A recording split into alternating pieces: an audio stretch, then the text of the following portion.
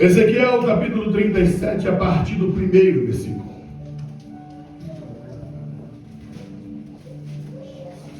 Veio a mim a palavra do Senhor, e Ele me levou pelo Espírito do Senhor, e me deixou no meio de um vale, que estava cheio de ossos. Podeis assentar, queridos. Aleluia, glória a Deus.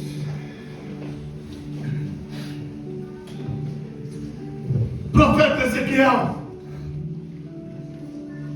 um homem de linhagem sacerdotal, que não teve a oportunidade de exercer o seu sacerdócio, função essa tão aguardada para qualquer jovem de linhagem sacerdotal. E por que ele não pode exercer, pastor, o seu sacerdócio? Porque no seu tempo, diz a Bíblia que, devido ao pecado da nação de Israel, a nação babilônica, e ali, o inesperado, aquilo que o judeu tinha como profecia, mas que descria dela, aconteceu. Jerusalém, depois de ser sitiada, foi destruída, e o templo veio abaixo. A casa de Deus, aquela casa que Salomão magnificamente consagrou ao Senhor, estava no chão em pleno caos. Os judeus, chorando, foram levados cativos para a Babilônia. Deus falhou? Deus mudou o seu trono? Não. E é sobre isso que eu quero pregar hoje. Deus tem o comando de todas as coisas. Deus tem o controle de todas as coisas. Pastor, e por que esse mundo tem tantos dissabores? Por que parece que o mundo está de cabeça para baixo? Essa desorganização do mundo não tem nada a ver com o governo e nem com a soberania de Deus. Tem a ver com desajustes humanos, tem a ver com as escolhas humanas, os caminhos humanos, e que faz com que os homens tenham que enfrentar as colheitas dos seus plantios. Tudo que o homem semear, isso também se fará. Deus advertiu a nação, desde quando eles foram arrancados do Egito. Moisés disse a eles: se vocês forem fiéis ao Senhor, se vocês amarem ao Senhor, se vocês guardarem os mandamentos, se vocês andarem nos caminhos do Senhor, Deus vos livrará de todo inimigo. Ninguém prevalecerá contra vocês. Vocês haverão de habitar numa terra que mana leite e mel. Vocês haverão de desfrutar do melhor de Deus. Porém, havia uma sentença: se todavia não guardarem os mandamentos do Senhor, se vocês não obedecerem à voz do Senhor, o Senhor vos entregará para as nações. O princípio é o mesmo, irmãos. Porém, para a igreja não há uma promessa terrena. A diferença entre Israel e a igreja: Israel tinha uma promessa terrenal. Israel tinha uma promessa de propriedade, de governo, de posse. A igreja não tem essa promessa. A igreja tem uma promessa de uma cidade, não feita por mãos humanas, mas feita por mãos eternas. A cidade da igreja não está em um espaço físico da terra. A cidade da igreja está nos altos céus. Aleluia. Essa é a promessa da igreja.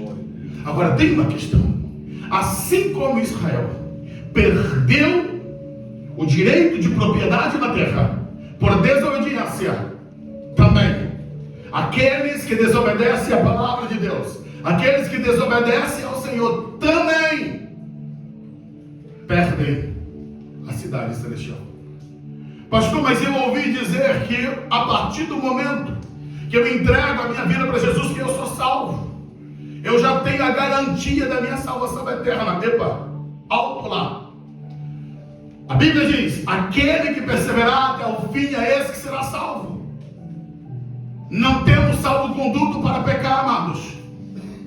Se nós permanecermos em Cristo, em santidade e pureza, se permanecermos no Senhor, aí sim, seremos salvos. Permaneceremos no estado de salvação. Mas se você abandona Deus, se você abandona o Senhor, se você abandona os princípios de Deus, nada te garante que você entra nos céus.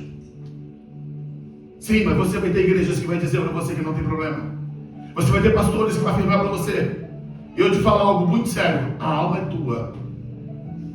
Se você não conferir, você coloca em risco toda a tua eternidade. Voltando para o texto bíblico, o profeta Ezequiel. No seu tempo que deveria ele, então, exercer o seu sacerdócio. Ele tinha um templo destruído. Ele foi levado cativo. Entre os cativos de Jerusalém. E esteve ele ali junto ao rio Quebar.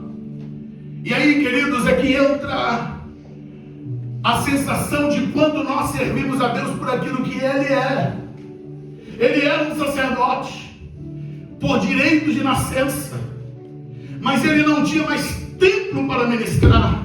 Ele não tinha mais ali ofício para ser realizado. Mas ele lá junto ao rio Quebar, diz a Bíblia que ele teve visões de Deus. O nosso relacionamento com Deus, ele não é quebrado por causa dos problemas da religião.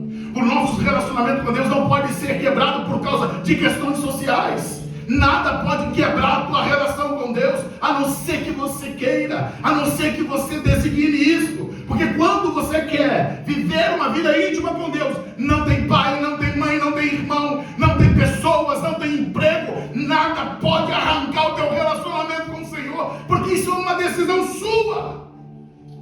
Mas as pessoas estão trocando Deus por qualquer coisa.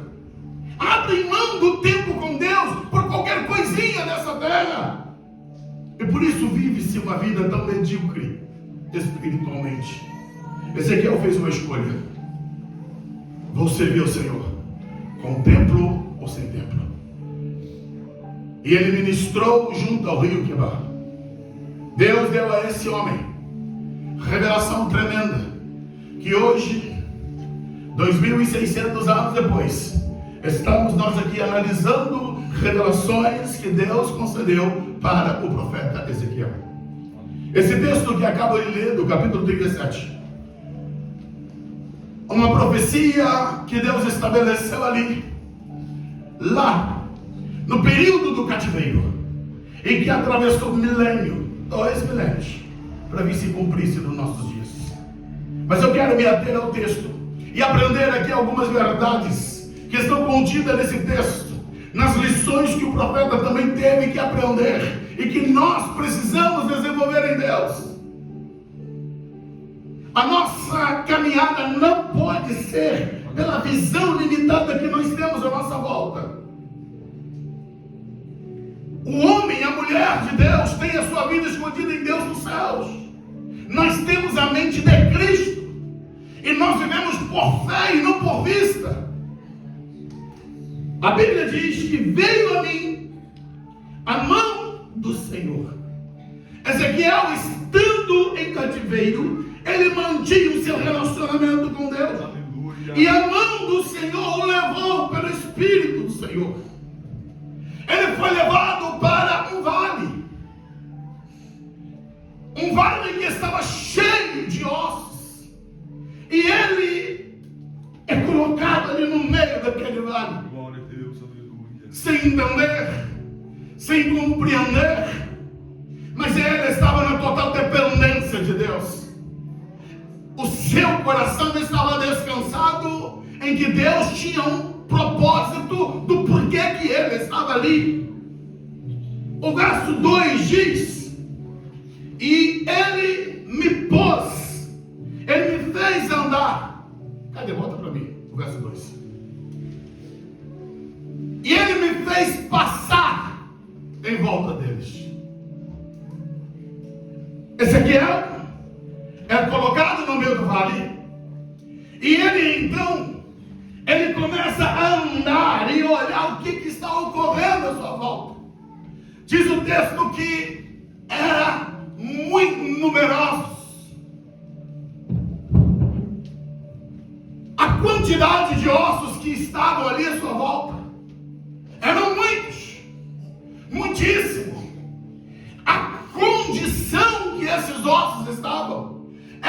eles estavam ressecados, sequíssimos.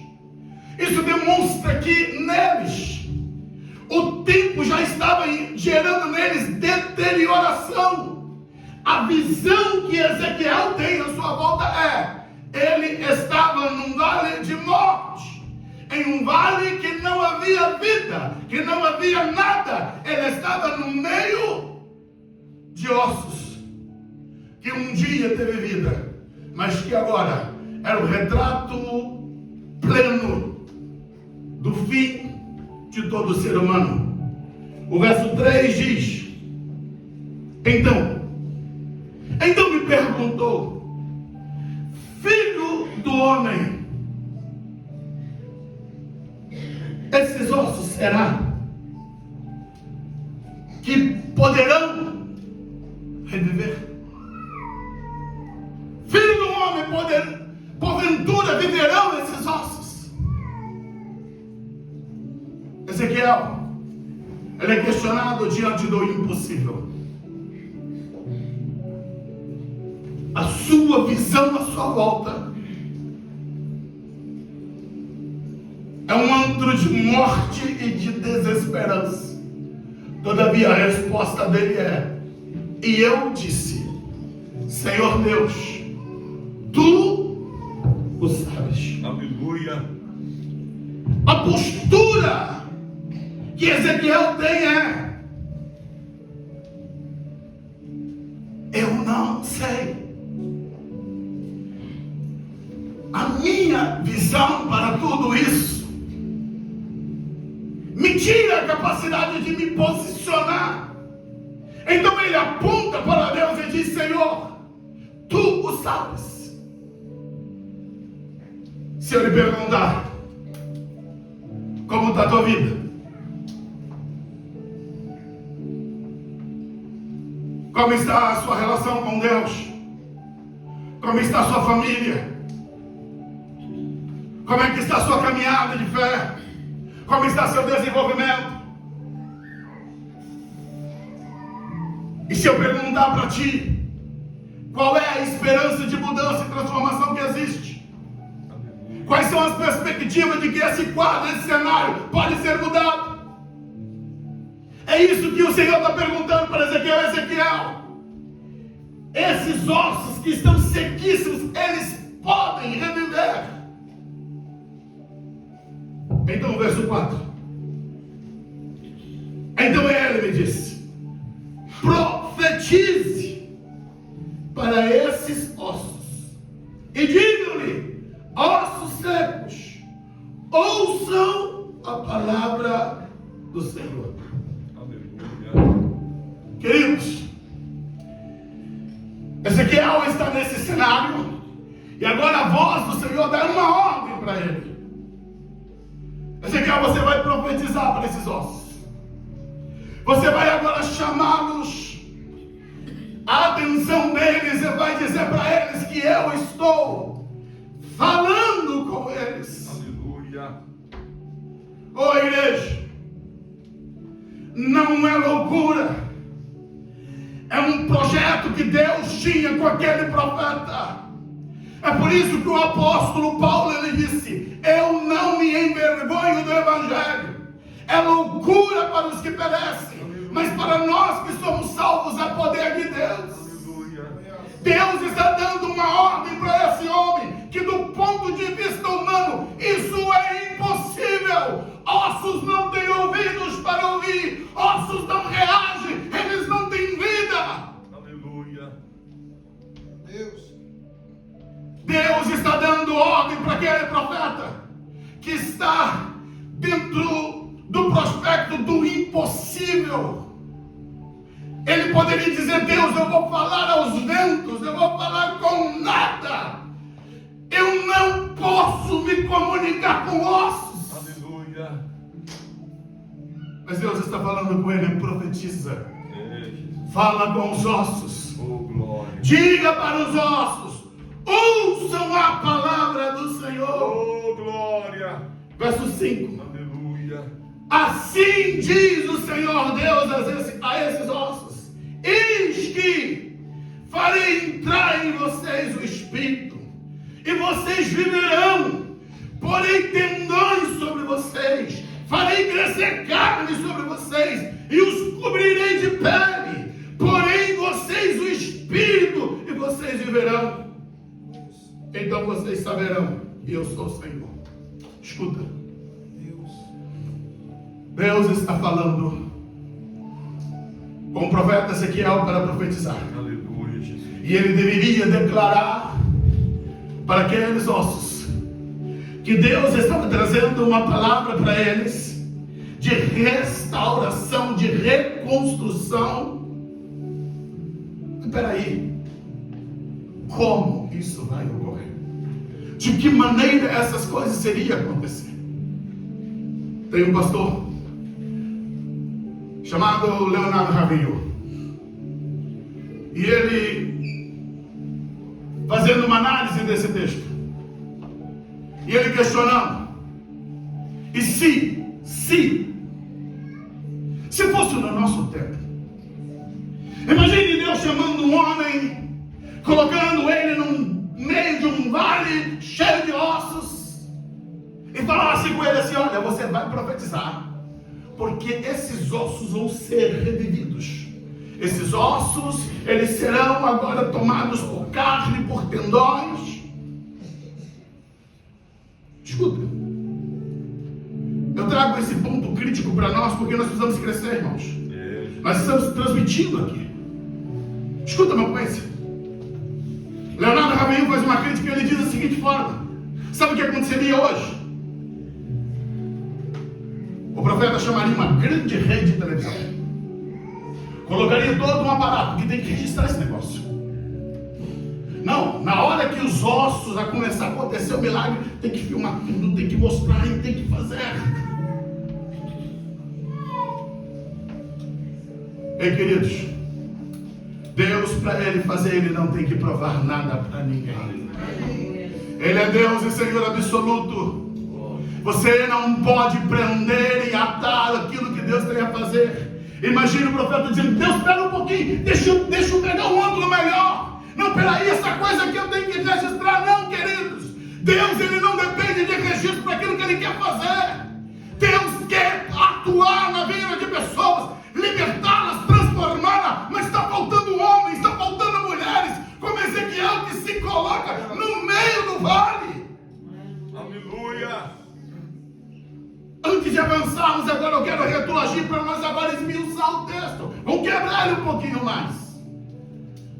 No verso 2, diz que quando ele estava no meio do vale, ele me fez andar ao redor deles. E eu pude ver que eram muito numerosos. Isso está dizendo que quando Ezequiel chegou ali, ele foi olhar qual era a realidade, ele enxergou. Ele estava sondando realmente o que se passava à sua volta. E ele pôde perceber que não era apenas ossos espalhados, não era apenas uma quantidade enorme de ossos. Eram ossos que já estavam ressequidos, ressecados, corroídos pelo tempo. Quando Neemias ele foi para Jerusalém para fazer a reconstrução, a Bíblia diz que ele pegou um animal e foi andar, e por 3 dias ele caminhou, ele foi à noite, andou nos locais despedaçados, muros destruídos, e ele não falou com ninguém. Ele estava averiguando aquilo que teria que ser reconstruído.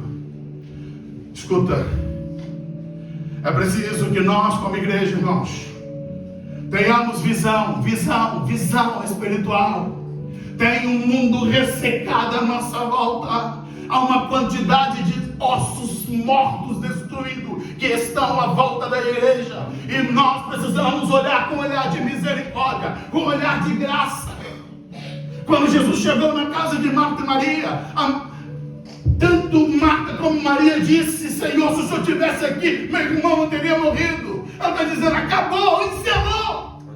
Jesus pergunta: onde vocês colocaram? E Jesus vai para lá. Escuta, Jesus poderia, de onde ele estava, dar ordem: Lázaro, vem para cá. Mas Jesus, ele foi até o local, ele foi até o sepulcro, manda tirar a pedra. Aleluia. E só depois ele manda Lázaro. Glória a Deus. Deus quer uma igreja que enxergue a sua volta. É, Jesus, aleluia. Escuta, eu preciso chamar a sua atenção. Para de olhar para o seu umbigo. Para de olhar para si próprio. Para de ficar pensando apenas nos seus projetos. O pastor só está dizendo que eu tenho que parar de sonhar. Não é isso que eu estou te falando. Eu estou te dizendo que você precisa reconsiderar a tua vida. Lembre-se, o nosso tempo de existência sobre a terra, ele tem um tempo para começar e tem um tempo para terminar. Você não sabe quanto tempo você vai ficar aqui. Por isso, como que você pode deduzir que você pode fazer projeto para 50, para 100 anos?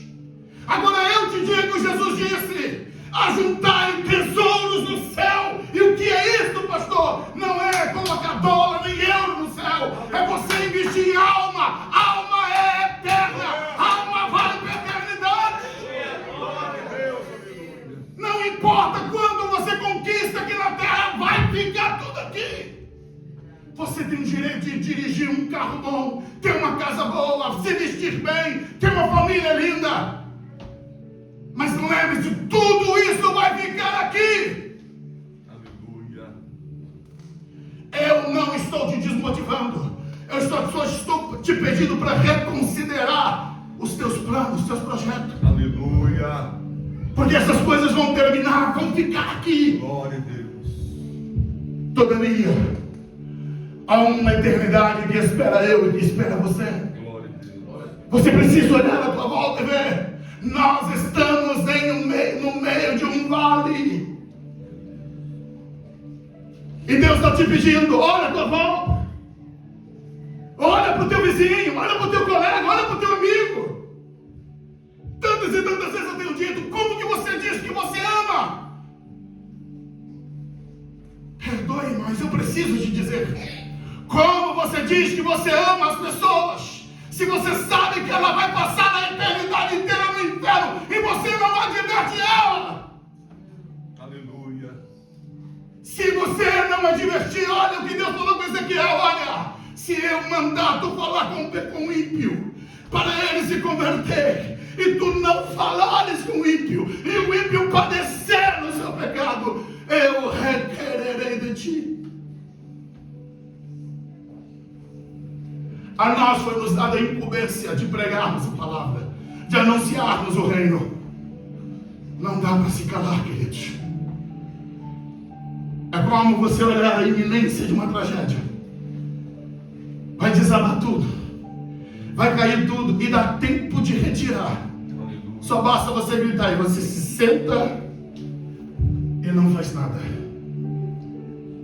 Como assim, que igreja? Você tem o evangelho da salvação. Você tem o evangelho que muda. Escuta, eu sei que o efeito do poder do evangelho faz tantas coisas tremendas. Pega uma pessoa que está lá na sarjeta, um viciado em droga, muda ele. Pega um homossexual, transforma ele. Pega uma pessoa que está presa no meio das imundícias, qualquer característica de pecado, dá um banho de graça e limpa ele. Mas escuta, isso é só para viver aqui. A maior glória do evangelho não é essa mudança de endereço, de deixar de frequentar o bar, a boate, a farra, para frequentar a igreja, não. A maior glória do evangelho é a mudança de um endereço eterno. Aquela vida que estava indo para o inferno, agora ela vai caminhar para o céu. Aleluia. Ela não vai estar com Satanás na eternidade, ela vai estar com Deus. Aleluia, Jesus. Esse é o maior poder do evangelho, porque ele muda um endereço eterno. A questão é que a igreja faz vista grossa para os ossos secos à sua volta. Nem percebe. Por quê? Está tão ocupada consigo própria. Está tão voltada para si. Está tão focada em si mesmo, que não consegue perceber que existem dezenas de adolescentes e jovens que estão indo para a perdição, para o inferno, por não conhecer Jesus. Idosos Idosos estão partindo para a eternidade sem conhecerem Jesus. E a minha pergunta é: não nos incomoda? Não mexe aqui dentro? Conseguimos colocar nossa cabeça no travesseiro e achar que é tudo normal? Não, irmãos. Deus quer trazer uma sacudida na nossa vida. Aleluia. Deus quer mexer com a igreja. Deus quer levantar os Ezequiéis. O Ezequiel desse momento, dessa geração, para ser levantado ali, para gritar: mas pastor, como que vou gritar para os ossos? Escuta! Você, nenhum de nós foi nos dado o poder de transformar vidas. Eu não converto ninguém, eu não salvo ninguém, eu não tenho o poder de curar ninguém. Essa obra é Ele que faz. O meu papel é pregar, é anunciar, é falar, é orar, é impor as mãos. O poder é dele, a realização é dele, é Ele que faz. Aleluia. Por isso nós não podemos nos intimidar, igreja.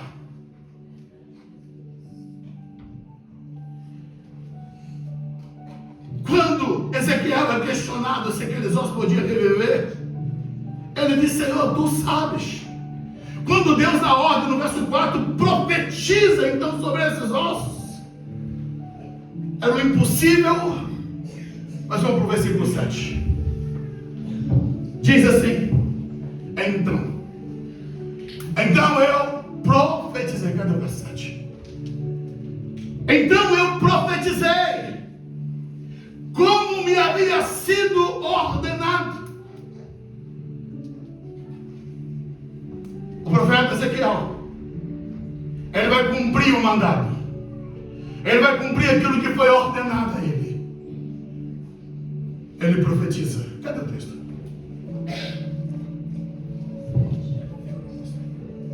Me ajuda aí. Coloca o texto para o verso 7. Ok, está aqui agora. Diz a palavra que Ezequiel então ele profetizou conforme a ordem que foi dada a ele. Aleluia. Escuta, igreja. Nós estamos vivendo nesse tempo de crise, onde o evangelho está sendo diluído para agradar as massas. Não é normal hoje para os pastores da teologia moderna pregar sobre o inferno, pregar sobre perdição. Pastor, isso espanta as pessoas. Não, mas eu digo com toda sinceridade, eu prefiro que hoje você saia daqui chateado comigo, mas me agradeça na eternidade, do que você sair daqui e eu trazer um evangelho para você diluído, e você sair daqui feliz, achando que está tudo bem. Aí você sai dali daquela porta para fora, morre sem salvação e vai dizer: aquele pastor mentiu para mim, aquele pastor não me advertiu, ele não falou quão sério era essas questões de eternidade. Eu achava que estava salvo, eu achava que não precisava olhar de maneira mais séria. E é por isso que hoje o Espírito Santo está confrontando você. Você precisa rever a tua vida. Então eu profetizei como se me deu ordem, está dizendo: eu fiz o que Deus mandou, eu fiz o jeito dele, da forma dele. Poderia ser loucura, mas eu fiz. E o que ele fez? Ele ergue a voz e ele grita: ossos, ouçam a voz do Senhor. Assim diz o Senhor: farei vocês reviverem, colocarei sobre vós carne e tendões. Diz a Bíblia que enquanto ele profetizava, começou a haver um ruído, um barulho. Houve ali um rebuliço, porque o estalar de ossos começaram a se movimentar.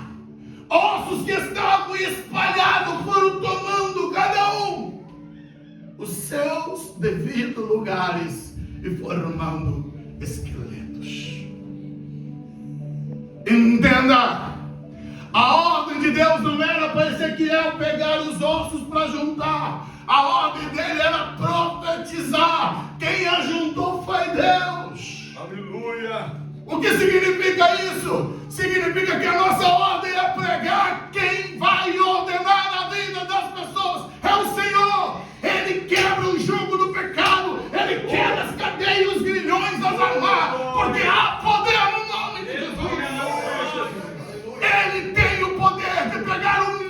desvio pecador e transformá-lo, mudá-lo, porque há poder no nome de Jesus.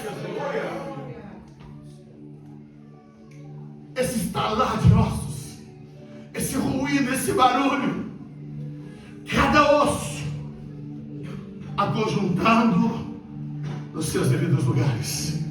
Escuta, igreja, Deus não erra com a tua vida. Deus sabe onde colocar cada osso no seu devido lugar. Deus não vai formar monstros, colocar os ossos no lugar errado. Você só precisa crer, acreditar, confiar. Ele vai colocar as coisas nos seus devidos lugares. É nisso que cremos no poder do Senhor. Viro 8. E olhei, depois do barulho, depois dos ossos se aconjuntando, ele olha, e eis que por cima dos ossos vieram nervos. Que cena! Olhando à volta, ele está vendo, Deus está fazendo, sem ele se mover. Não é ele só profetizou. A ação é de Deus, o poder é dele, esse revestimento é ele que está fazendo. Por cima dos nervos começa a crescer carne, estende-se a pele sobre eles, mas não havia neles espírito. Que cenário! Escuta, quando ele chegou ali, eram meros ossos.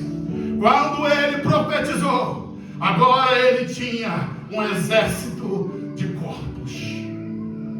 Deus vai mudar o cenário da tua vida. Deus vai mudar o cenário da tua família. Deus vai mudar o cenário da igreja. Só precisamos abrir a nossa boca para profetizar, anunciar o que Deus está falando, o que Deus vai fazer. O resto é com Ele, o compromisso é dele, porque o poder pertence a Ele. Vira o verso 9. E ele me disse: pronto, já não são apenas ossos, são corpos, mas corpos que não têm vida, corpos que estão inertes, corpos que não reagem.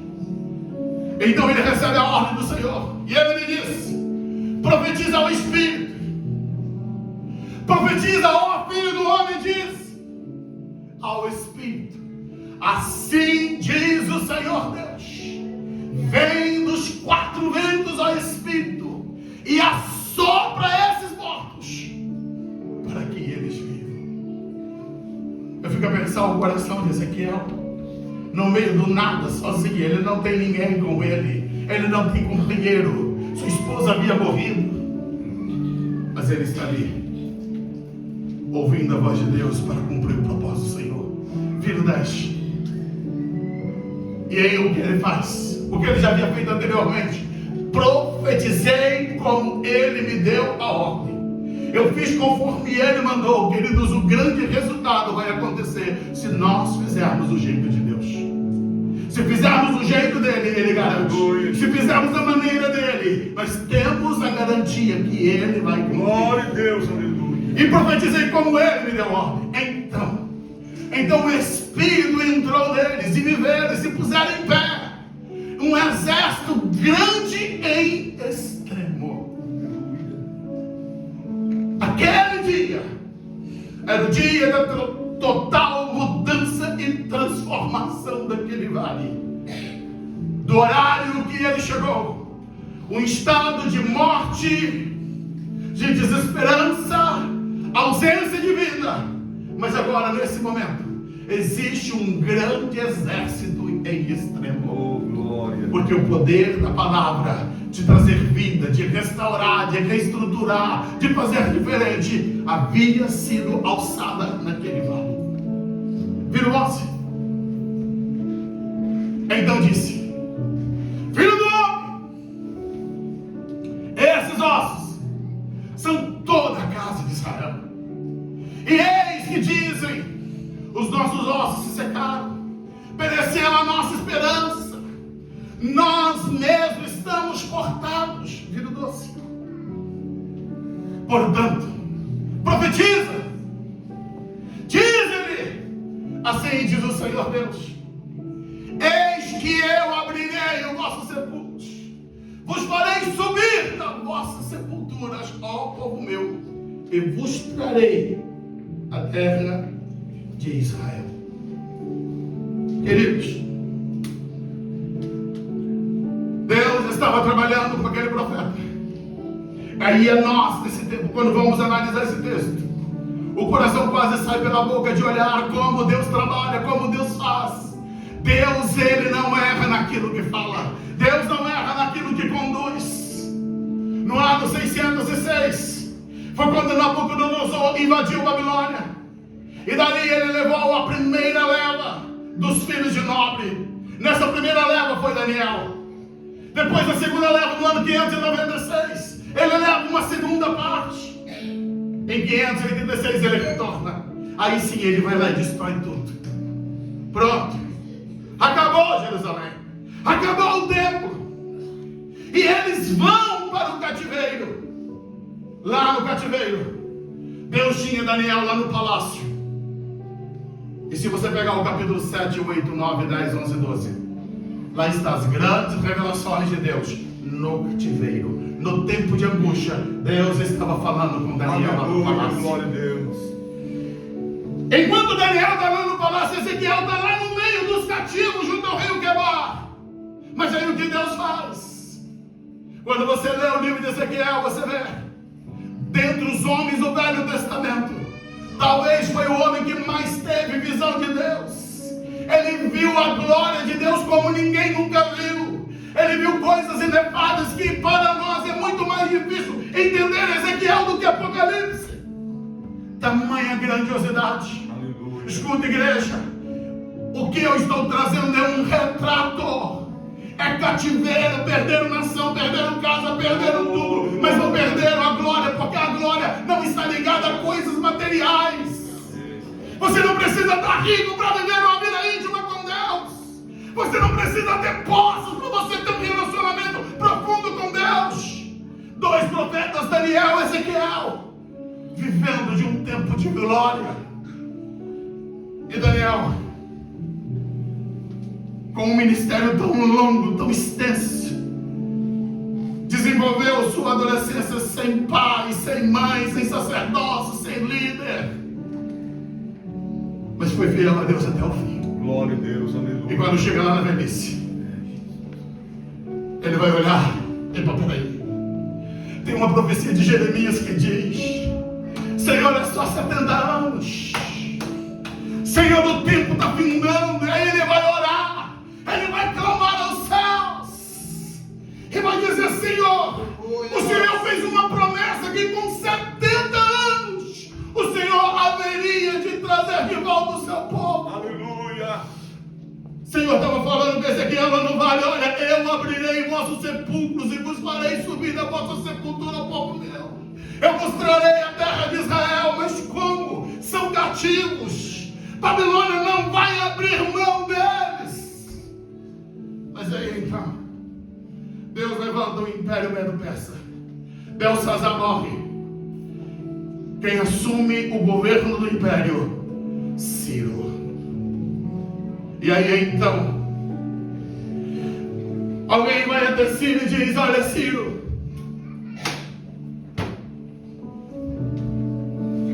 Deus te conhecia, e Deus escreveu o teu nome no livro dos judeus. Aleluia.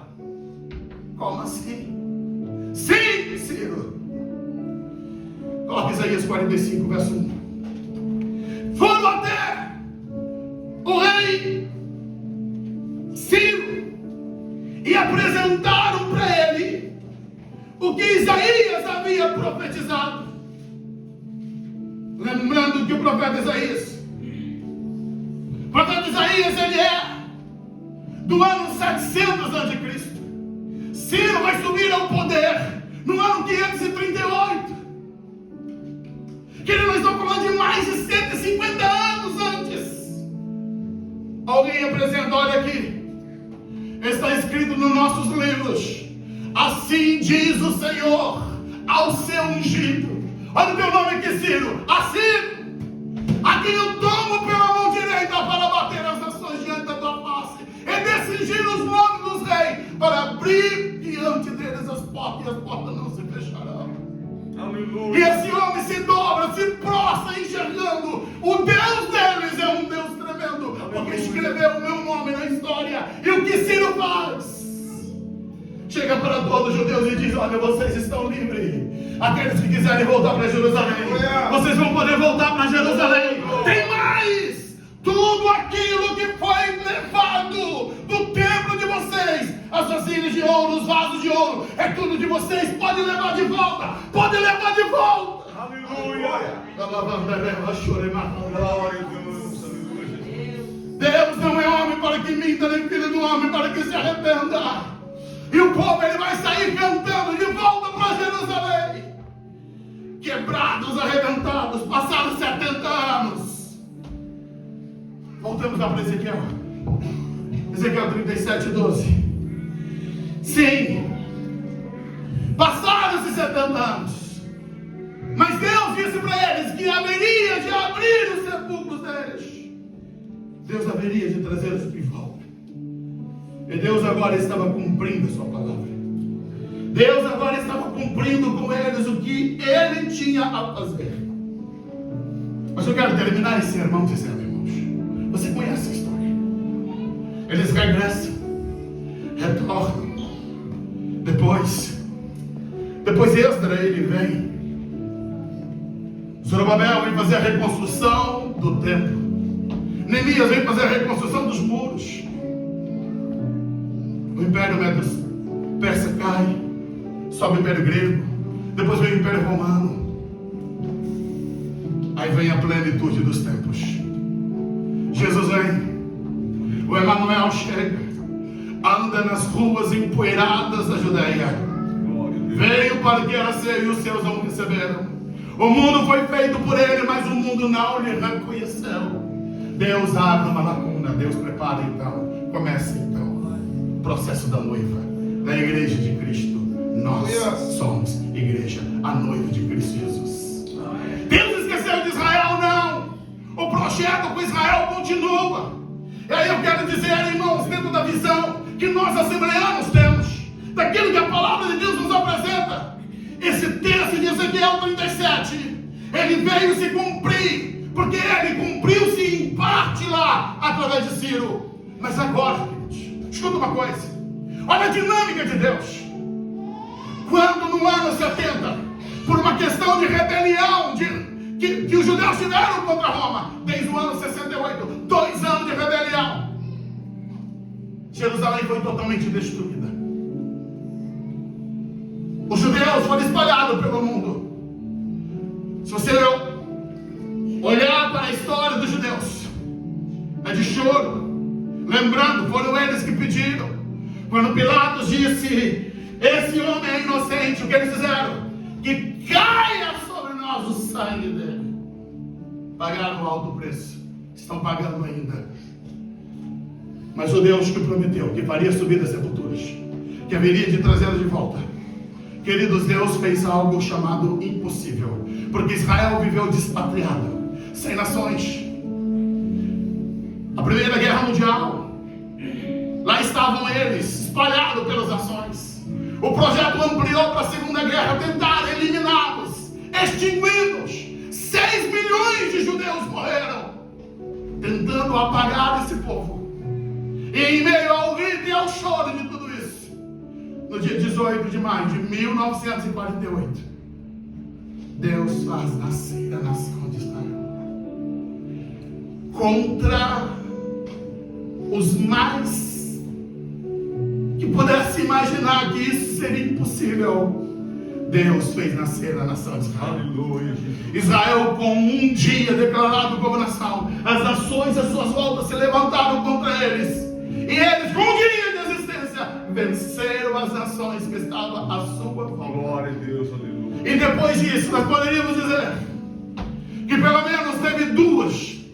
Eles nunca deixaram de ter guerra, mas 2 guerras, que se você der um Google, você vai olhar para esse texto e dizer: tem um Deus no céu.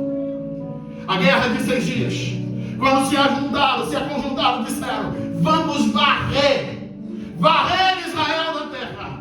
1,3 milhão milhão de soldados, 1,3 milhões de soldados, se levantaram contra Israel, 6 nações.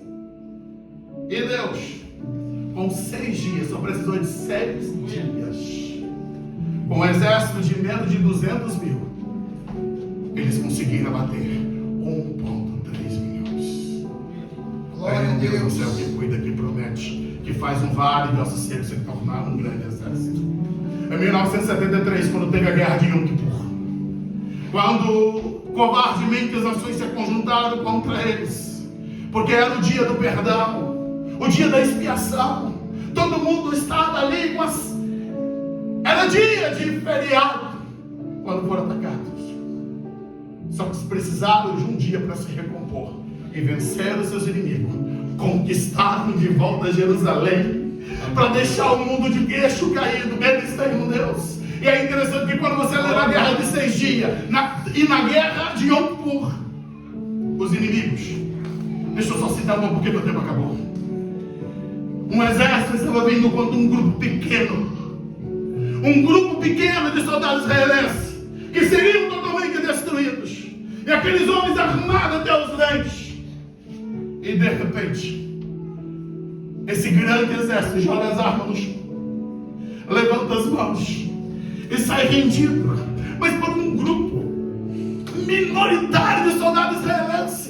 E quando eles foram questionados, por que vocês fizeram isso? Olha, havia um grande número de soldados de branco ali, que nós tínhamos que nos render. Como é que poderíamos atacar? Aleluia. Sim, a presença real de Deus no meio de Israel levou eles a se render.